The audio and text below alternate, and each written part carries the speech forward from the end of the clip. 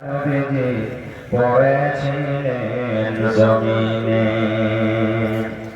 গায়ে যত কাপড় ছিল রঙিন হইল রক্ততে, কত রক্ত জমেছিল দয়ার নবীর জুতাতে। গায়ে যত কাপড় ছিল রঙিন হইল রক্ততে, কত রক্ত জমেছিল দয়ার নবীর জুতাতে। রক্ত দেখা দয়ার নবীজি, রক্ত দেখা দয়ার নবীজি দিলে কোনো পরোয়া করলেন না, দুঃখে দুঃখে দিন কাটালেন সুখের চিন্তা করলেন না। হায়রে আল্লাহ হায়রে খোদা, কেমন করে কি করব দয়ার নবীর দিনের ভোর কেমন করে চলিব। হায়রে আল্লাহ হায়রে খোদা, কেমন করে কি করব দয়ার নবীর দিনের ওপর কেমন করে চলিব। নারে তাকবীর। আজকে জলসা যোগ্যতময় শ্রদ্ধেয় সভাপতি সাহেব, উপস্থিত ওলামায়ে কেরাম, সামনে বসে থাকা ইসলাম দরদি দিন দরদি ভাই বাবাজিরা, পর্দানশীল মায়েরা খালারা, সমস্ত তারিফ ও গুণগান সে মহান আল্লাহ তাবারক ওয়া তাআলার জন্য,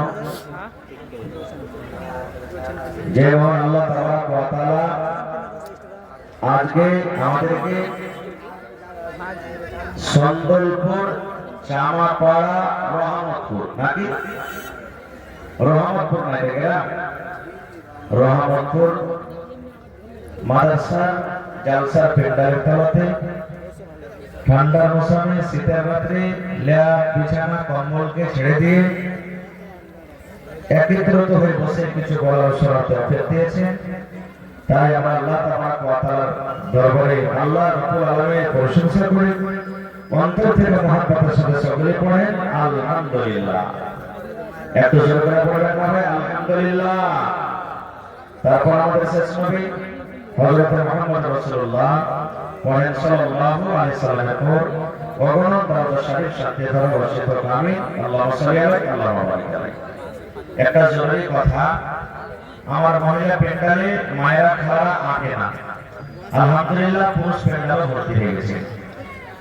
আর মা খালাকে পেন্ডাল পিছন দিকে একবারে মহিলা পেন্ডালের জায়গা হয়নি, বের হয়ে গেছে। তো যারা আগা দিকে আছেন, শুনলাম আগা দিকে কিছু জায়গা ফাঁকা আছে, আমি সমস্ত বোনেরাকে দিদিরাকে বলবো যে একটু আগা দিকে আপনারা সাইডে সাইডে বসেন, ঠান্ডার সময় পিছনে যারা এসেছে ওরা যেন বসতে ভিতরে জায়গা পায়, কারণ ওরা যদি জায়গা না পায় তো রাগ করবে মনে হয়। তো যে মায়েরা দিদিরা আগা দিকে বসে আছেন একটু আপনারা আগে দিকে চেপে চেপে বসে, আর যারা পিছন দিকে আছে যদি পারেন দিদিরা সাইড দিয়ে আপনারা আস্তে আস্তে এসে আগা দিকে এসে আপনারা বসে যান। এই দেখেন, আমি জানছি এলাকার মানুষ খুব দানি, সব দিন দান করে, কয়েকবার আমার আশা হয়ে গেল। আজকে দেখেন প্রথম দান মহিলা পেন্ডাল থেকে আমার টাকাটা কত সুন্দর কাঁথা চলে এসেছে। গত রাত্রে আমাদের আশা ছিল এই কোদাল কাটটি কুশিয়ার গাঁও, আল্লাহু সামাদ, এত মন দিয়ে তারা দান করেছেন, মজা শুনেছেন, আলহামদুলিল্লাহ। এই বছর আপনারা ওইভাবে বসে আছেন, ইনশাআল্লাহ শেষের দিকে দিয়ে যাবেন। তো ভাই, আমি যারা পড়ালেখা মানুষ, জ্ঞানী বুদ্ধিজীবী মানুষ, তারা অবশ্যই জেনে ফেলেছে যে আজকে আমি কি বিষয় নিয়ে আলোচনা করব। আজকে আমার বিষয় হবে শিক্ষার ইলম। ইলম সম্পর্কে আমি কিছু কথা রাখবো। আচ্ছা, একটু বসেন ভাই, আমি পরে দোয়া করব আপনার জন্য ইনশাআল্লাহ। মা বাবার জন্য একটা হয়তো শোনা যাবে। ইলম, ইলম কি জিনিস? সব কথা বলা যাবে না, সময় খুব শর্ট, তবে সোজাসুজি জেনে রাখেন, মানুষ বুড়িয়া যাবে, ইলম কোনোদিন বুড়াবে না। মানুষ বুঝে যাবে, ইলেম কোনদিন ভুলাবে না। একটা জীবন ধরে মানুষ যদি ইলেম শিখতে থাকে নাজিম একটা আওয়াজ জানতে উঠে গেলেন, একটা জীবন ভর যদি মানুষ ইলেম শিখতে থাকে, ইলেম একটা এমন সমুদ্র, এমন একটা দরিয়া যে কোনদিন শেষ করতে পারবে না। আর যে কোনো বয়সের মানুষ লজ্জা করতে হবে না, আপনাকে স্মরণ করতে হবে না, ইলেম শিখতে কোনদিন স্মরণ করবেন না। কারণ আর ইলেম হলো দুনিয়ার সব থেকে বড় দৌলত। ঠিক আছে, সব থেকে বড় দৌলত তিনি বলবেন কেমন করে? এক শায়ের নিজের শেরের মধ্যে বলছেন, इल्म वो दौलत है जो कभी लुटती नहीं, इल्म वो दौलत है जो कभी लुटती नहीं, हजार खर्च करने से कभी घटती नहीं। आज के 500 টাকা নিয়ে বাড়ি থেকে বের হয়েছে, 10 টাকার চা খেলেন, 10 টাকা বিস্কিট খেলেন, 100 টাকাতে হোটেলে ভাত খেলেন, 100 টাকা দান করলেন, ছেলে মেয়ের জন্য আপনি হয়তো কিছু নিয়ে গেলেন, খরচ হলো না? হলো না? কথা বলে ভাই, খরচ হলো না টাকাটা? কিন্তু আপনি একটা সূরাতুল ফাতিহা জানেন, মনে করেন সূরাতুল নাস জানেন, সূরাতুল ফালাক জানেন, অন্যান্য সূরা জানেন, জীবনে কত নামাজ পড়লেন, প্রত্যেক রাকাতে সূরাতুল ফাতিহা পড়লেন আপনি বলেন তো সূরাতুল ফাতিহার কি একটা হরফ ক্ষয় হয়ে গেছে? বলেছে জয় বলে হয়েছে ভাই, আরো মজবুত এসেছে আপনার ভিতরে, যত পড়তে যাবেন অত ফর করে আপনি পড়তে পারবেন। এটা হলো একটা জ্ঞান। এই জন্য রাস্তা দিয়ে আপনি হেঁটে গেছেন, 50,000 টাকা আপনার পকেটে আছে, 5টা গুন্ডা সামনে দাঁড়া গেল, বন্ধু দেখা যায় বেটাতে তোর কাছে কি আছে, নাহলে দিয়ে দেওয়ার পরে আপনি ডরে, আমি ডরে কি করবো, মোবাইল টাকা পয়সা যা আছে গান বাজানোর জন্য দিয়ে দেবো। কিন্তু আমার আপনার ভিতরে যে শিক্ষা যে ঋণটা আছে, ওটা কেউ ভাগ করতে পারবে? কোন গুন্ডা থেকে নিতে পারবে? কেউ দুনিয়ার কাহিতে পারবে না, কেউ আপনার কাছ থেকে নিতে পারবে না। এই জন্য সব থেকে বড় সম্পদ, সব থেকে বড় দৌলত হলো কি? ইলম। সুবহানাল্লাহ। তো আজকে সেই দৌলতের জন্য আজকে আমরা বসেছি, কিছু শিখবো। আজকে জালসা হলে আপনারা ছাত্র, মনোযোগ করবেন না কেউ, মাদ্রাসাতে পড়ালেখায় আপনাদের বেটি বেটা শিখে, আজকে আপনারা শিখবেন, জালসাতে এসেছে কি শিখবেন? সাহাবা কেরাম কেমন করে শিখেছেন? দুটো হাদিসের কথা বলবো, লম্বা চওড়া তো আপনার সামনে আজকে বক্তব্য রাখবো না। আল্লাহ নবী সাল্লাল্লাহু আলাইহি সাল্লামের জামানাতে সব থেকে যেটা বেশি হাদিস মুখস্থ করেছেন নবীর জামানাতে নবীর ছাত্র, তার নাম হলো হযরত আবু হুরায়রা রাদিয়াল্লাহু তাআলা। বিলাইকে ভালোবাসতেন, এই আস্তিনের ভিতরে বিলাইকে নিয়ে থাকতেন, বসতে তো বিলাইকে ঘিরে নিতেন, এত বিলাইকে ভালোবাসতেন। এই জন্য ওর নাম আবু হুরায়রা, অর্থাৎ পিল্লুর বাবা, মানে বিলাইকে ভালোবাসতেন। আসল নাম আব্দুর রহমান, আসল নাম কি? আব্দুর রহমান। আবু হুরায়রা রাদিয়াল্লাহু তাআলা আনহু সব থেকে বেশি হাদিস মুখস্থ করেছেন, ওর থেকে হাদিস কেউ মুখস্থ করতে পারেনি বেশি, মাইলকের মধ্যে, মধ্যলোকের মধ্যে। আর যদি আবু হুরায়রা রাদিয়াল্লাহু তাআলা আনহু নবীর দরবারে ছাত্র হয়ে না থাকতেন, তো মনে হয় আজকে আপনাদের সামনে এতগুলি হাদিস আমরা পেতাম না, শিখতে পারতাম না। আর মহিলাদের মধ্যে সব থেকে বেশি হাদিস মুখস্থ করেছেন কে? আল্লাহর নবীর বিবি মা আয়েশা রাদিয়াল্লাহু তাআলা আনহা। মহিলাদের মধ্যে সব থেকে নবীর হাদিস মুখস্থ করেছেন কে? মা আয়েশা রাদিয়াল্লাহু তাআলা আনহা। তাহলে বুঝা গেল কি, পুরুষকে যেমন পড়া দরকার, মহিলাকেও তেমন পড়া দরকার। পুরুষকে যেমন পড়তে হবে, বেটিছেলেকেও পড়তে হবে। পুরুষের জন্য ইলম দরকার, বেটিছেলের জন্য ইলম দরকার। পুরুষকে শিখতে হবে দিন, একটা বেটিছেলেকে শিখতে হবে। এবার বলবেন হাজি মাওলানা, যদি মাইলকে দিন না শেখাইতে অসুবিধা কি হবে? একটা হাদিসের কথা আপনাদের সামনে বলি, তাহলে বুঝতে পারবেন যে মাইলকে পড়াতে কতখানি লাভ। আমি হয়তো অন্য কোন জায়গাতে হাদিসটা পড়েছি, কিন্তু আজও আপনাদেরকে শিখাচ্ছি যে ইলমের কথা বলতাম। যেমন হাদিস সহিহ হাদিস, নবীজি একদিন বসে আছেন, আল্লাহ রাসূল বসে আছেন, আর মা আয়েশা রাদিয়াল্লাহু তাআলা আনহা পর্দার ভিতরে, মানে বাড়ির ভিতরে আছেন। যেমন মহিলারা পর্দাতে আছেন আজকে, ওখান থেকে শুনছেন নবী বসে আছেন, আর নবীর স্ত্রী বাড়ির ভিতরে পর্দাতে আছেন। আর ইহুদি একটা জামাত, ইহুদি একটা টিম, যারা নবী মানে না, আল্লাহকে মানে না, কোরআন মানে না, রাসূল মানে না, নবীকে এসে সালাম দিয়েছেন। আজকে আপনি যখন আজকে আমি যখন আপনাদের সামনে এলাম, সালাম দিয়েছেন তিনি, আসসালামু আলাইকুম, জোরে বলে সালাম দিয়েছেন তিনি। এর মানে কি জানেন? শিখেন সালামের মানে আসসালামু আলাইকুম, আল্লাহ সালামতি হোক, আল্লাহর দয়া হোক তোমার উপরে, আল্লাহর রহমত হোক তোমার উপরে, আল্লাহর শান্তি হোক। কত বড় দোয়া!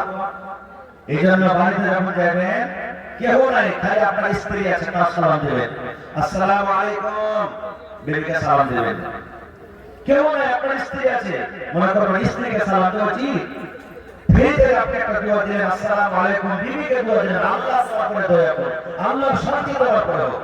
কিন্তু আমরা তো সালাম দেব না, যেমনি বাড়িতে ঢোকবো না, গলি দিয়ে আছে, বুঝার মাকে বাড়িছে, বুঝার মার কুড়ার মা বলে আমরা বাড়িতে ঢুকছি না। সালাম দেবে, সালামের কথা বলে কি জানেন? একদিন আজকে যেমন জালসা শুনছেন, নবীর দরবারে আল্লাহ রাসূল একদিন বসে আছেন, সাহাবায়ে কেরামের দরবারে বসে আছেন, আর একটা লোক এসে নবীকে বলছেন, মানে মজলিসে এসে, আসসালামু আলাইকুম, শুনেন আপনি, আসসালামু আলাইকুম, এই কথা বলে বসে গেলেন। নবী বললেন, 10টা নেকি পেয়ে গেল রে, 10টা নেকি পেয়ে গেল। শুধু একটা ভাই বলতে, পয়সা লাগলো না, টাকা লাগলো না, শুধু মুখখানটা হেলে 10টা নেকি পেয়ে গেলেন। এক নম্বর। বসে থাকতে থাকতে থাকতে আর একটা সাহাবী পড়ে এলেন, আসাবা বলছেন, আসসালামু আলাইকুম ওয়া রাহমাতুল্লাহ, ওয়া রাহমাতুল্লাহ কেন বাড়ি দিয়েছেন? এত হলো কি বললো ওয়া রাহমাতুল্লাহ? এর মানে হলো আল্লাহ সালামতি তোমার উপরে নাযিল হোক এবং ওয়া রাহমাতুল্লাহি, এবং আল্লাহ রাব্বুল আলামিনের দয়া রহমত তোমার উপরে নাযিল হোক। খালি ওয়া রাহমাতুল্লাহ বলে দিলেন। নবী আবার বলেছেন, 20টা নেকি লোকটা পেয়ে গেল। খালি ওয়া রাহমাতুল্লাহ বলে দিলেন, এই জন্য 20টা নেকি হয়ে গেল, মানে 10টা বেশি হয়ে গেল। আর একটা লোক এসে বলছেন একটু পরে, আসসালামু আলাইকুম ওয়া রাহমাতুল্লাহি ওয়া বারাকাতুহু। এ ভাই আজকে গল্প করে ওখানে বলেন কি আছে, ওখানে যে বলেন না পেলাম হয়ে গেছে, ওরা কি বলেন না কই দিতে করবে ওখানে লেগে। তো 3 নম্বর সাহাবী বলছেন, আসসালামু আলাইকুম ওয়া রাহমাতুল্লাহি ওয়া বারাকাতুহু।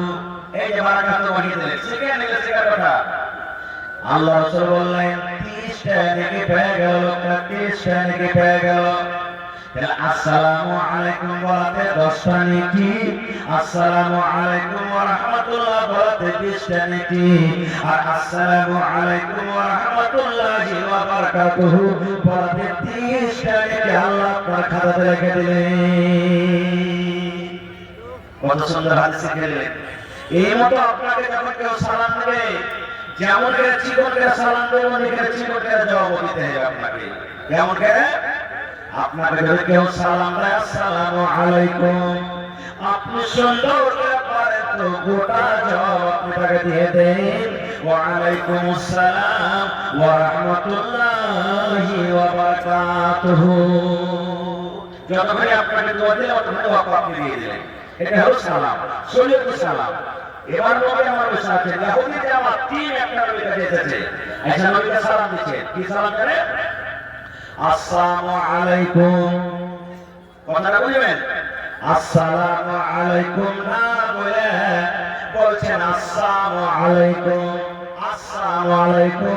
ইয়ার মানে হলো, হে নবী তোমার উপরে মওত আসুক, তুমি মরে যাও, তুমি মরে যাও। ওরে আল্লাহ, কত বলে নবীকে আসসালামু আলাইকুম না বলে আসসালামু আলাইকুম, হে নবী তোমার উপরে মওত আসুক, তুমি মরে যাও, তুমি মরে যাও। দোয়া দিলেন নবীকে। নবী বুঝতে পারলেন না, পারলেন না, পারলেন না, পারলেন না। আজকে যদি এই কথাটা আপনাদেরকে বুঝিয়ে বুঝিয়ে না বলতাম, আজকে বিষয় হলো ইলম, মানে শিখবো কিছু। আর আমি যদি আপনাদেরকে বলি আসসালামু আলাইকুম, আপনারা বদদোয়া করেন কি না? আমাকে দিতেন ওয়ালাইকুম আসসালাম ওয়া রাহমাতুল্লাহি ওয়া বারাকাতুহু। আমি তো আপনাদের আপনারা বদদোয়া পেতেন নাকি? যেমন কথাটা বলা, এই দেখেন বেটি ছেলেকে পড়ার কথা দরকার। নবীর বিবি মা আয়েশা রাদিয়াল্লাহু তাআলা ঘরের ভিতরে শুনে নিয়েছেন। আরবি পড়া মানুষ যখন আরবি বুঝে নিয়েছেন, নবীকে আমার বদদুয়া দিয়ে দিলেন, নবীকে আমার বদদুয়া দিয়ে দিয়ে আসসালামু আলাইকুম না বলে আসসালামু আলাইকুম বদদুয়া দিয়ে দিলে। মা আয়েশা ঘরের ভিতর থেকে বলছেন, ইহুদির চিংড়ি, হে ইহুদিরা, ওয়া আলাইকুম আসসালাম ওয়া লানা। আমার নবী তোদেরকে কোনো কথা বলেনি রে, কষ্ট দেওয়ার মতো নবী কোনো কথা বলেনি, তবে নবীকে কেন বদদুয়া দিলে রে ইহুদিরা? আমার নবী খারাপ ভাষাতে তোরা কোনোদিন কথা বলেনি, কেন আমার নবীকে বদদুয়া দিলি? কেন আমার নবীকে বদদুয়া দিলি? মা আয়েশা নবীর তরফ থেকে জবাব দিচ্ছেন, ওয়া আলাইকুম আসসালাম ওয়া লানা। ইহুদিরা, আমার নবীর পরে মত কেন আছে? তোরাই মর, তোরাই মর। তোদের পরে আল্লাহ রাব্বুল আলামিনের তরফ থেকে মত আছে এবং আল্লাহ রাব্বুল আলামিনের তরফ থেকে গজব আছে। নারে তাকবীর! কেন? দুনিয়াতে পুরুষ একটা এমন জিনিস, তার স্ত্রীর সামনে যদি গাল দেয় তা আপনার জীবনটা টেনে ফেলে দেবে। একটা ডাকাত গুন্ডা যদি থাকে আর যদি ওর সামনে যদি মানে স্ত্রীর সামনে যদি আপনাকে কেউ গালি দেয়, গুন্ডা আছে, ডাকাত আছে, চোর আছে, লুচ্চা আছে, নির্জাগাত আছে, কিন্তু নিজের কেউ স্ত্রীর বদল সহ্য করতে পারবে না, নাকি? নবী যখন দেখলেন আমার বিবি রেগে গেছেন আয়েশা, তখন নবী কি বলছেন? আয়েশা, শান্তি শান্তি শান্তি হও আয়েশা রে, থেমে যাও থেমে যাও থেমে যাও। এই আয়েশা, তুমি মন খারাপ করে আয়েশা রে, তুমি নরম করে কথা বলো। এবার আয়েশা বলছে, নবী গো, আপনি কি শুনতে পারেন না? আপনার মতো এত সুন্দর মানুষটাকে কেমন করে বদদুয়া দিলে? আপনার মতো ভালো মানুষটাকে সালাম না দিয়ে কেমন করে বদদুয়া দিলে? আমি আপনার বিবি কেমন করে সহ্য করবো? নবী আমার বললেন, আয়েশা রে, তুমি চিন্তা করো না রে বিবি, তুমি চিন্তা করো না। আমাকে যখন সালামটা দিয়েছে, আমাকে যখন বদদুয়া দিয়েছে, আমি নবী ওয়া আলাইকুম আমি বলে দিয়েছি যে ইহুদিরা, তোমরা ভালো নিয়তে যদি আমাকে সালাম দাও তাহলে তোমরা ভালো জবাব পাইলে, আর যদি তোমরা মন্দ নিয়তে বদ নিয়তে সালাম দাও তাহলে ওই সালামের জবাব তোমাদের দিকে ঘুরে চলে গেল। এজন্য আমি জবাব দিচ্ছি আয়েশা।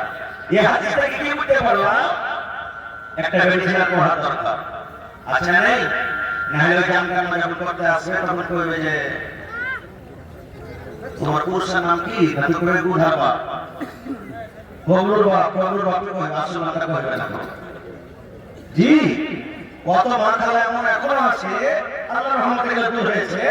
কেউ যদি জিজ্ঞাসা করেছে যে তোমার পুরুষের নাম কি, আনবে বলবে যদি কেউ থাকে তো কইবে, এ সরু কি গেছি তো চাচার নামটা কয়ে যেত, এই সাহেব কইতে তোর পুরুষের নাম কি?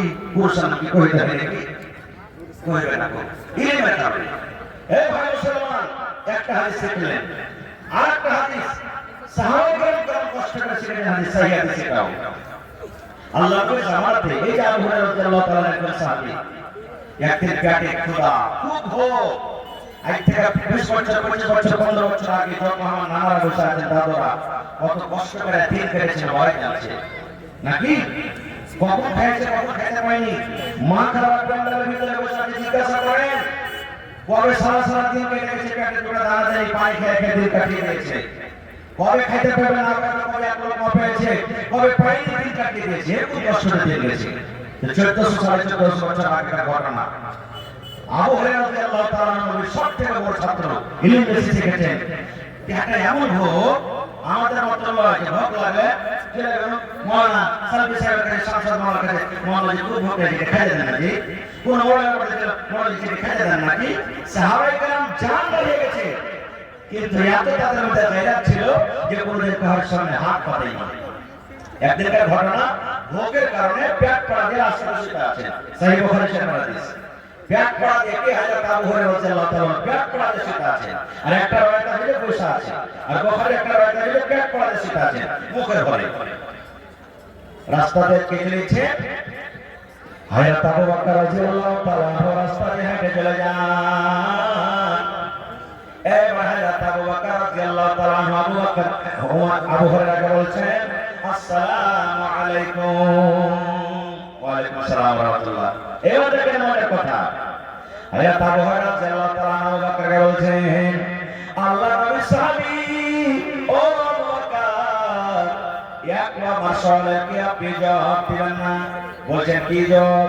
বলছে আল্লাহর নবীর সাহাবী আবু বকর, কোরআনের কোন আয়াতটা কোন জায়গাতে আছে আপনি কি একটু আমাকে জানাবেন না? কোরআন মাজিদে একটা আয়াত আছে, আমি ভুলে গেছি কোরআনের আয়াতটা কোন সূরাতে আছে, কোন জায়গাতে আছে আপনি একটু জানাবেন না? আবু হুরায়রা কিন্তু জানছেন আয়াতটা কোন জায়গাতে আছে। কেন বলছেন জানেন? খাওয়া মানুষের কথা, না খাওয়া মানুষের কথা বরাবর হবে ভাই, কথা বলে বরাবর হবে। আবু হুরায়রা উদ্দেশ্যে আমি যখন তাকে জিজ্ঞাসা করবো, আমার ভিতর থেকে কথা বের হয়েছে, না খাওয়া মানুষ না খেয়ে আছি, তখন আমাকে হয়তো ডাকবে, ডেকে বলবে এই চলো আমার বাড়িতে তুমি যা খেয়ে নাও, এই উদ্দেশ্য জিজ্ঞাসা করছেন। কিন্তু হযরত আবু বকর রাদিয়াল্লাহু তাআলা কথাটা বলতে পারলেন না। আবু বকর মনে মনে ভাবলেন মনে হয় একটা আসলে ভুলে গেছেন। এবার আবু বকর বললেন, হে আবু হুরায়রা, তুমি কোরআন মাজিদের অমুক জায়গাতে, অমুক সূরাতে, অমুক জায়গাতে তুমি দেখিও যে আয়াতের ব্যাপারে আমাকে জিজ্ঞাসা করেছো, ওই কোরআনের আয়াত তুমি অমুক সূরাতে পেয়ে যাবে। এই কথা বলছিলেন, বুঝতে পারলেন না। হযরত আবু হুরায়রা বলছেন, আল্লাহ আমার উদ্দেশ্য কি পুরা হবে না? ফের সেটা আছে, কিন্তু আমার থাকতে থাকতে থাকতে 2 নম্বর সাহাবী হযরত উমর রাদিয়াল্লাহু তাআলা আনহু রাস্তাতে হেঁটে চলে আসছেন। সালাম কালাম হয়ে গেল। এবার হযরত আবু হুরায়রা বলছেন, আল্লাহজি আমি কি উদ্দেশ্যে খেয়ে শুয়ে আছি? আমার উদ্দেশ্য আবু বকর বুঝতে পারলেন না। এবার উমর দেখে বুঝতে পারে কি পারে না, তাও মুখ খুলে কথা বলে না, ভাই পেটে খাইতে নাই কথা বলেন না। ওরে আল্লাহ বলছেন, উমর আমি কয়েকদিন উমর একটা আপনাকে প্রশ্ন করবো ভাই, আল্লাহ কোরআনের আয়াতটা কোন সূরাতে একটু আপনি জানাবেন না? কোরআন মাজিদের একটা আয়াত আছে, কোরআনে কোন সূরাতে আছে, কোন জায়গাতে আছে আমি হয়তো ভুলে গেছি বা জানা নাই, একটু দয়া করে আপনি বলেন তো। উনিও বুঝতে পারলেন না, বলছেন যে তুমি জানো না কোরআনের কোন জায়গাতে তুমি দেখে নিবে। কে কোথায় চলে গেলেন? কয়জন গেলেন? কয়জন গেলেন? 2 জন চলে গেলেন। 3 নম্বরে আমার আপনার নবী, সারা বিশ্বের নবী, রাহমাতুল লিল আলামিন নবী মুহাম্মদ সাল্লাল্লাহু আলাইহি ওয়াসাল্লাম ওই রাস্তা দিয়ে আবার কিন্তু হেঁটে চলে যান। এবার আবু হুরায়রা মনে মনে বলছেন, আল্লাহ রে, 2 জন বুঝতে পারেনি আমার কথা, কি উত্তর আমি জিজ্ঞাসা করছি। আজকে আবার আমার নবী রাহমাতুল লিল আলামিন রাস্তাতে হেঁটে চলে আসেন, হয়তো আমার সমাধান এই জায়গাতে হয়ে যাবে। হযরত আবু হুরায়রা বলছেন, আমার শরীর থাকা দেখে নবী কত পণ্ডিত মানুষ, সুবহানাল্লাহ। বলছেন, আবু হুরায়রা উঠো উঠো, কেন শুয়ে আছো, উঠো। বলছে, আমাকে বলার মৌকাই দিলেন না, উঠিয়ে দিলেন হাত খান ধরে। আমি তখন মনে মনে ভাবলাম যে আল্লাহ রুজির ব্যবস্থা করে দিয়েছে। নবী আমার হাত ধরে হাঁটতে হাঁটতে হাঁটতে হাঁটতে বাড়ির ভেতরে নিয়ে চলে গেলেন, বসতে দিলেন আমাকে। নবীজি বিবিরাকে বললেন, বিবিরে বাড়িতে কিছু খাবার আছে রে বেবি, কিছু খেতে লাগবে, কিছু কি খাবার আছে? নবীর বিবিরা বাড়ি থেকে উত্তর দিলেন, নবী গো, বাড়িতে ওরকম কিছু খাবার নাই, আপনার জন্য হাদিয়াতে একজন সাহাবী এক পেয়ালা দুধ দিয়েছে। নবী গো, আপনার জন্য হাদিয়াতে তোহফা হিসাবে এক কাটোরা দুধ দিয়েছে, যে নবী যখন বাড়িতে আসবেন নবীর জন্য দুধ খান্ডা দিলাম, নবীকে খেতে দিন, এই জন্য দুধ খান্ডা শুধু আপনার জন্য রেখেছি, তাছাড়া বাড়িতে আর কিছু না। নবী বলেন, এক পেয়ালা দুধ আছে, আপনারা বলেন তো এক পেয়ালা দুধ মোটামুটি 10-20টা লোক খেয়ে নেবে, পেট ভরে যাবে। কথা বলেন ভাই, আমার কেমন সত্যি মতো হয়, আপনার কেমন সাথে হ্যাঁ? কারণ বিহার বাড়িতে থালি বসে ভাত খাচ্ছি, দোষ খাচ্ছি, তাও করে কিচ্ছু করে না, তো আমরা নাশকরা মানুষ। তাহলে তারপর মনে বলছেন যে এই পেয়ালা দুধখানটা যদি পাইলি কাজ হয়ে যাবে ইনশাআল্লাহ, আমার ভোগ মিটে যাবে। এবার নবী কি বলছেন ওকে, এই আবু হুরায়রা, তোমরা কয়টা সাথী আছো রে বাবা, কয়টা সাথী আছো, কয়টা ছাত্র আছো? যেমন আমার মাদ্রাসার ছাত্র আছে আছে না? বলছে কয়টা তোমরা ছাত্র আছো, কয়টা সাথে আছো? বলছে নবী গো মোটামুটি আমরা আসহাবে সুফফা এগুলো ছাত্র, নবীজির ছাত্র। ইয়ারা কেমন করে ইলম শিখতেন দেখেন। ইয়ারকে বেশিরভাগ বাড়ি ছিল না, ঘর ছিল না, জমি জায়গা ডিহে বাড়ি ছিল না, মসজিদে পড়ে পড়ে পড়ে পড়ে নবীর কাছে ইলম শিখতেন। কখন তারা পানি পাইতেন, কখন পাইতেন না, কখন তাদের জন্য কেউ খানা দিত, কখন দিত না, না খায়া খায়া খায়া নবীর কাছে তারা ইলম শিখতেন। নবী বলছেন আসহাবে সুফফা, হে আবু হুরায়রা তোমরা কয়টা সাথী আছো?